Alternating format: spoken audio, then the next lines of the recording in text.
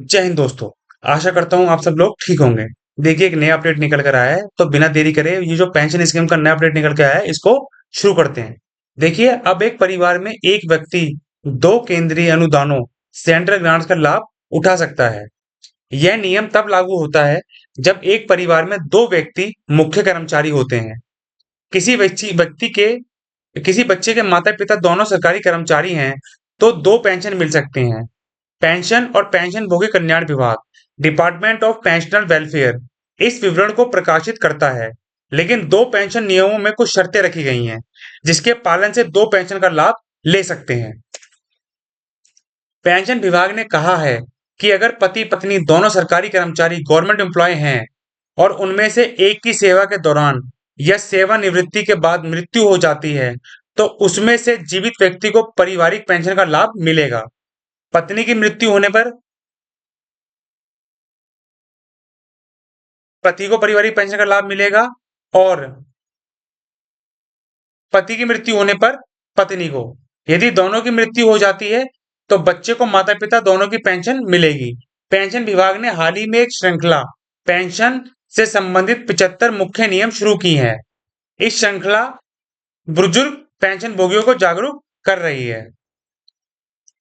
विधवा बेटी या तलाकशुदा बेटी के लिए क्या?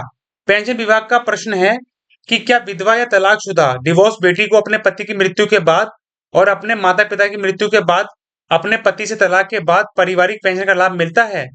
जवाब में पारिवारिक पेंशन विभाग ने कहा है कि विधवा या डिवोर्स तलाकशुदा बेटी को पारिवारिक पेंशन का लाभ तभी मिलेगा जब माता पिता के जीवन के दौरान पति से तलाक हुआ होगा। यदि किसी सरकारी कर्मचारी की आश्रित बेटी का तलाक हो गया है, तो पारिवारिक पेंशन का लाभ तभी मिलेगा जब तलाक का मामला प्रतिस्पर्धी अदालत में चल रहा होगा। यह मामला कर्मचारी या पेंशन भोगी के जीवन में शुरू होना चाहिए, लेकिन मृत्यु के बाद भी तलाक होता है। इस मामले में पारिवारिक पेंशन तलाक के दिन से जोड़ी जाएगी। लड़कियों के लिए क्या नियम लागू होते हैं? एक सवाल यह है कि क्या एक अविवाहित बेटी पारिवारिक पेंशन का दावा कर सकती है, और यदि ऐसा है तो अवधि क्या है? पेंशन विभाग ने इसके जवाब में कहा है कि इस परिस्थिति में पारिवारिक पेंशन का दावा करने के लिए कोई समय सीमा नहीं है।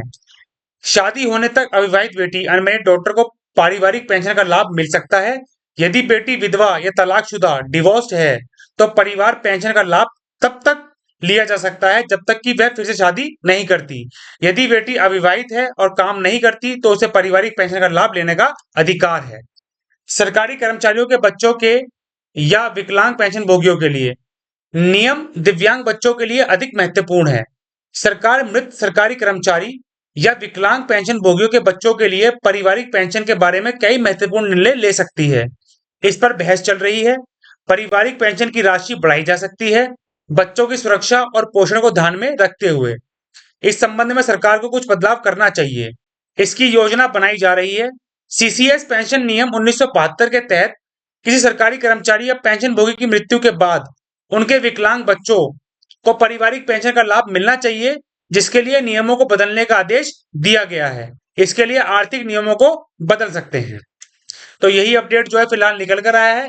जैसे कोई और अपडेट पेंशन संबंधित निकल कर आता है या कोई सरकारी नौकरी संबंधित निकल कर आता है, मैं इस चैनल के माध्यम से आप लोगों तक वो जानकारी पहुंचा दूंगा। वीडियो अच्छा लगा हो तो लाइक करिएगा, चैनल को सब्सक्राइब करिएगा। जय हिंद, जय भारत।